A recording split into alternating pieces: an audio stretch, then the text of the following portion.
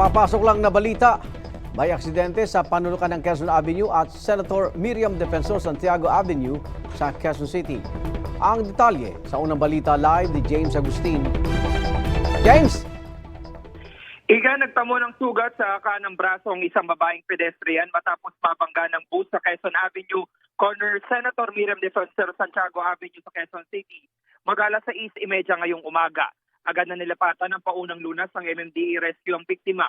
Kwento ng 27 anyos na biktima, patawid sana siya sa kalsada nang biglang sumulpot ang bus. Kita man ng bus driver, wala sa pedestrian lane ng biktima.